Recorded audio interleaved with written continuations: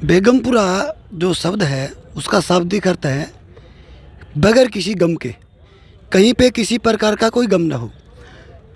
गुरु रविदास जी ने, संत श्रोमणी गुरु रविदास महाराज जी ने बेगमपुरा की अवधारणा दी है। गुरु रविदास जी ने कहा है कि मैं एक इस तरीके का समाज बनाना चाहता हूँ, एक ऐसी दुनिया बसाना चाहता हूँ जिस दुनिया में किसी भी प्रकार का कोई भी गम ना हो, सभी लोग एक समान रहें, कोई किसी के साथ छोटे बड़े का, जाति का, धर्म का, लिंग का, किसी प्रकार का कोई भेदभाव ना हो।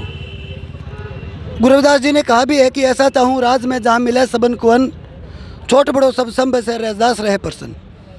तो गुरु रविदास जी ने अपनी पूरी ज़िंदगी, उनकी वाणियों में भी आज हम पढ़ते हैं, पूरी ज़िंदगी समता के लिए, समानता के लिए, बंधुताओं के लिए, लोगों का जीवन ऊपर उठाने के लिए पूरी ज़िंदगी लगा दी। गुरु रविदास जी की उसी बेगमपुरा की अवधारणा को कुछ लोगों ने भ्रमित कर दिया, उसको, उस विचारधारा को सिर्फ तुम्बा बजाने वाला, सिर्फ मनोरंजन करने वालों तक सीमित रख दिया है। तो हमने जब गुरु रविदास जी की इस विचारधारा को गहराई से पढ़ा तो उसके बाद में हमने एक निर्णय लिया है कि सही मायने में जो गुरु रविदास जी की जो बेगमपुरा की अवधारणा थी उसका सही अर्थ देश ही नहीं बल्कि पूरी दुनिया को बताएंगे। अभी हमने हरियाणा के भिवानी ज़िले के बिधनोई गांव से, जहां पे करीबन 2 एकड़ में गुरु रविदास जी के नाम से बेगमपुरा गुरु भर घर की नींव रखी हुई है, वहाँ से इस यात्रा को हमने सांकेतिक रूप से शुरू किया। लेकिन हम लोग गए बनारस, जो गुरु रविदास जी का घर है, जहाँ गुरु रविदास जी का जन्म हुआ, उस जगह जहाँ कबीर साहब का भी जन्म हुआ, वो जगह जहाँ तथागत बुद्ध ने अपने जीवन में सबसे पहली 5 लोगों को देशना दी, वो जगह जहाँ सम्राट अशोक ने 84,000 बौद्ध विहारों में से सबसे पहला बौद्ध विहार बनवाया, और जिसको अशोक स्तंभ जो नोटों पे भी छपता है, हमारे देश का राष्ट्रीय चिन्ह है, असली जो प्रतिरूपी है वो सारनाथ के अंदर ही है। उन जगह से हम लोगों ने उन सभी महापुरुषों का संदेश लेकर हम वहाँ से चले हैं। वहाँ से चलते होते मध्य प्रदेश आके आए हैं, मध्य प्रदेश से आपके राजस्थान से हरियाणा होते हुए प्रथम चरण की यात्रा है। इस तरह की हम लोग कुल 10 यात्रा हमारे देश में निकालेंगे। 10 यात्राओं में पूरा देश कवर करके उसके बाद हम देश से बाहर दुनिया के प्रत्येक देश में जाकर गुरु रविदास जी की इस विचारधारा को, इस अवधारणा को जन जन तक पहुंचाएंगे, लोगों को सही मायने में परिचित करवाएंगे, लोगों को ये बताएंगे कि गुरु रविदास जी की विचारधारा सिर्फ बाणी गाकर, तुम्बे बजाकर, भजन गाकर मनोरंजन करने की नहीं है। गुरु रविदास जी की विचारधारा सही मायने में बेगमपुरा स्थापित करने की विचारधारा है। यही हमारा मुख्य लक्ष्य है। मेरा नाम धर्मेंद्र कुमार जाटव है और मैं यहाँ जयपुर में रहता हूँ, और मुझे बड़ी खुशी है कि हम लोगों को आज हमारे गुरुजी हमारे बीच में जो संत रविदास जी की विचारधारा को लेकर चल रहे हैं, जो अभी बेगमपुरा संकल्प यात्रा लेकर निकले हुए हैं, और हमें बड़ी खुशी है कि हम लोगों को इनका दर्शन करने का मौका मिला है। और अब हम लोग मिलके यहाँ पे काफ़ी देर से हम लोग आज जो हमारा 1 दिवसीय धरना था यहाँ पर, जो हमारे दलित जो अधिकारी कर्मचारियों का जो दमन जारी है, उसमें भी आप शामिल हुए गुरुजी, और उनके जो साथ में आए जो लोग भाई लोग हमारे साथ जो जुड़े उसमें। और अब हम लोग यहाँ से इनका हमने स्वागत किया यहाँ पे। अब हम लोग इनको चाहेंगे कि हमारे साथ यहाँ रुके और यहाँ पे खाना खा के जाएँ यहाँ पर। तो ये प्रसन्नता है कि संत रविदास जी का मूवमेंट दोबारा से प्रारंभ करने का प्रयास किया जा रहा है, क्योंकि ये धारा है जिसने मध्यकाल में देश में बहुत बड़ी व्यवस्था बदलने का काम किया, संत रविदास जी के विचारों का। और मुझे लगता है कि उन विचारों की आज बहुत ज़्यादा ज़रूरत है। जैसा अभी गुरुजी ने बताया कि हमारे जो संत रविदास जी थी, उनके तो वाणी में ये लिखा हुआ है, ऐसा चाहूँ राज में मिले सभी को अन्न, छोट बड़ों सभी संबसें रैदास रहे प्रसन्न। तो मतलब कि देखिए, हर गरीब को चाहे कितना भी वो हो, उसको निर्धन से निर्धन लोगों को भी जीविकोपार्जन का साधन मिलना चाहिए, और सभी लोग समान रूप से रहें। इन्हीं 2 चीज़ में किसी भी लोकतंत्र के प्राण जीवित हैं। तो ये एक ही लाइन में आप ये देख लो कि पूरा हमारा जो लोकतंत्र का सार छिपा हुआ है। मुझे लगता है कि इन विचारों को बहुत ज़्यादा मजबूत करने की ज़रूरत है, और हम जैसे भी आगे इस मूवमेंट में, जैसे बेगमपुरा के मूवमेंट में जैसा भी हमें आदेश मिलेगा गुरुजी की तरफ से, हम लोग इसमें पूरा साथ देंगे। धर्मेंद्र जी, बहुत मैं हरियाणा से हूँ, और ये यात्रा कुल हम 5 लोगों ने शुरू की है गुरु रविदास जी के जन्म स्थान से। और हम लोग भिवानी के जो सबसे प्राचीन मंदिर है गुरु रविदास मंदिर बावड़ी गेट, उधर से भी होकर के आए हैं। और इस पूरी यात्रा को हम लोग, जैसे गुरुजी ने बताया कि 10 चरणों के अंदर पूरे देश के अंदर जाकर के गुरु रविदास जी का जो विचारों को धूमिल किया गया है, उन विचारों पर प्रकाश डाल के इस समाज के एक एक व्यक्ति तक पहुंचाने का काम करेंगे कि किस तरह की व्यवस्था गुरु रविदास जी चाहते थे। और आज की व्यवस्था से आप सब लोग भली भांति परिचित हैं। किसी का दमन किया जा रहा है जाति के नाम पर, लिंग के नाम पर, हर तरह से, किसी का धर्म के नाम पर, यानी कि किसी तरह की कोई प्रताड़ना किसी की ना हो और सब लोग एक दूसरे को भ्रातृत्व की भावना से रहें। इस तरह के समाज की संकल्पना के साथ हम लोगों ने भी ये संकल्प लिया है कि हम गुरु रविदास जी का जो विचार मिटा दिया गया है इस देश के अंदर से, उसको पुनः स्थापित कर करके जिस प्रकार की व्यवस्था गुरु रविदास जी चाहते थे वो व्यवस्था को स्थापित करके मानेंगे। ऐसे हम लोग संकल्पित हैं। और जितने लोग हमारे संपर्क में आए हैं, जितने लोगों से हम लोग संपर्क बढ़ाएंगे, उनको एक तो आत्मनिर्भर बनाएंगे, किसी को बेरोजगार नहीं रहने देंगे, उनको आत्मनिर्भर बना करके इतना संकल्पित बना देंगे कि वो लोग खुद अपने आप चल करके इस विचारधारा को देश और दुनिया के अंदर फैलाने का काम करेंगे। इस तरह की व्यवस्था बनाने के लिए हम लोग निकले हैं। राजस्थान के साथियों ने हमारा बहुत ही हार्दिक वेलकम किया, स्वागत किया है। धर्मेंद्र कुमार जाटव और उनकी टीम ने बड़ा अच्छा स्वागत हम लोगों का किया। हम लोग इनके आभारी हैं। लगता है कि जो गुरु रविदास जी की विचारधारा है उनको कहीं दबा दिया गया है, आपने जैसे बोला, तो ऐसे कैसे आपको लगता है? ऐसा इसलिए बोल रहे हैं सर, आम जनमानस में जैसे हम लोग जाते हैं ना, गुरु रविदास जी के विचारों पर प्रकाश ही नहीं डाला जा रहा।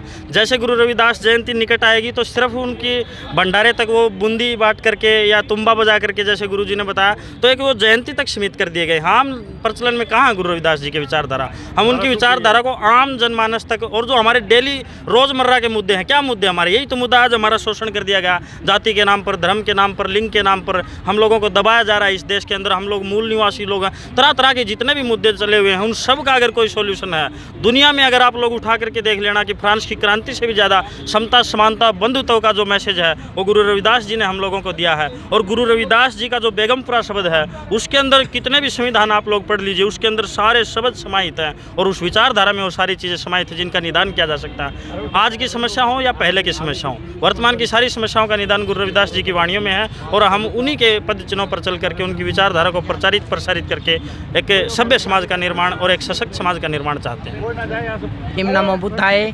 आज जो जयपुर में पहुंचने पर सभी साथियों ने हार्दिक स्वागत किया है और बहुत ही अच्छा। ये अपने बाबा गुरु रविदास जी के जो भक्ति मार्ग के जो सच्चे पुरोहित थे, जो जिन्होंने समतामूलक समाज की कल्पना की थी कि भाई मैं ऐसा राज चाहूँ जहाँ छोटे बड़े सब बराबर हो, सबको रोजी रोटी कपड़ा मिला। उस टाइम ना हमारे एंशिएंट पीरियड में अपने समाज के साथ में बहुत भेदभाव किया जाता था। एक गली का आदमी दूसरी गली में नहीं जा सकता था।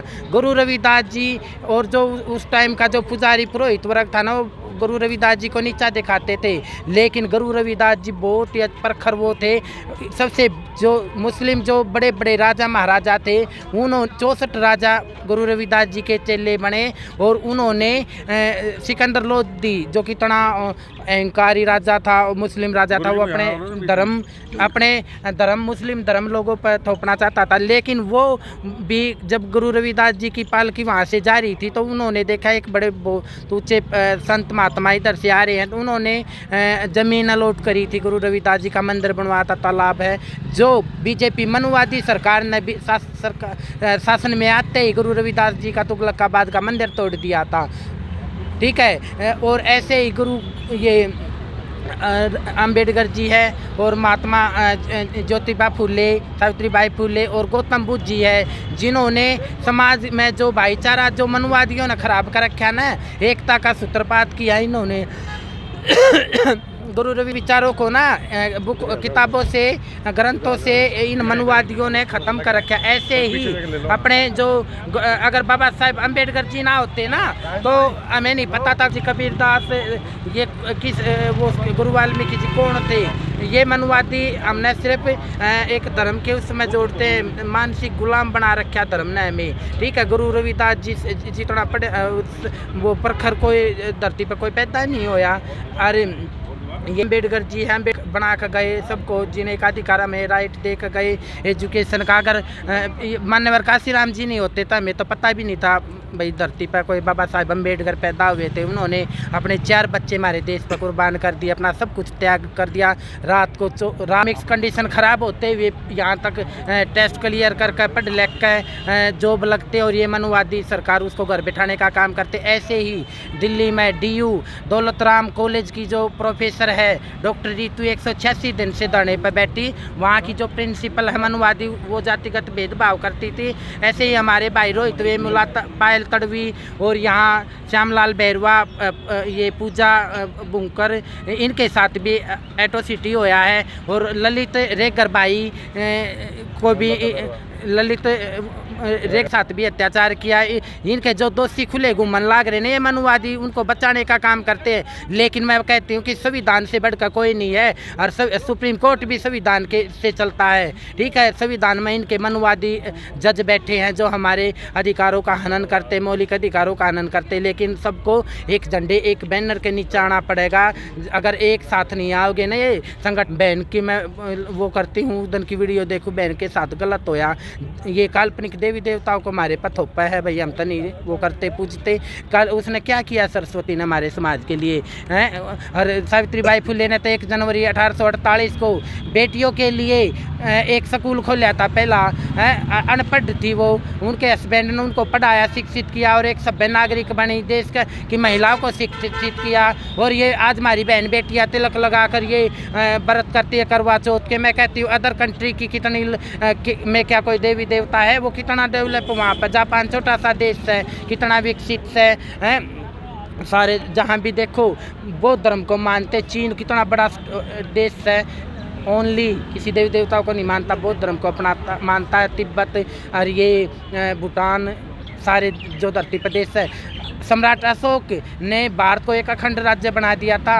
52 लाख किलोमीटर का वर्ग क्षेत्र पर सम्राट अशोक का अधिकार था। लेकिन इन बड़विया ने बेच कर खा। एजुकेशन पर 18% GST लगा दिया। रोजी रोटी, मकान नहीं मिल रहे गरीबों को। अमीरों के पीले कार्ड से हमें पीले कार्ड ना चाहिए। हमें जो सरकारी ज़मीन है वो ज़मीन हमारी SC ST OBC के लोगों की है, वो हमें मिलनी चाहिए। हमें 100% रिजर्वेशन मिलना चाहिए। एजुकेशन में हमारा रिजर्वेशन ख़त्म कर दिया। जो स्कॉलरशिप मिलती थी हरियाणा में 3 लाख SC ST के स्टूडेंटों की, 3 लाख स्टूडेंटों की ना ये स्कॉलरशिप खागी सरकार, नहीं दे रही। ठीक है, और सब को एक साथ आना पड़ेगा। अभी बहन बेटियां सुरक्षित नहीं है। ठीक है, आए दिन 1 घंटे में 4 रेप होते बेटियों के साथ। ना सेना का जवान सुरक्षित, खिलाड़ी बहनों के साथ। ब्रजभूषण जो बीजेपी का सांसद था, उसने बेटियों के साथ गलत किया है और उसको जेल में नहीं डाला गया, उसके मकान पर बुलडोजर नहीं चलेगा क्योंकि वो सारा बीजेपी का दलाल है। और कुलदीप सेंगर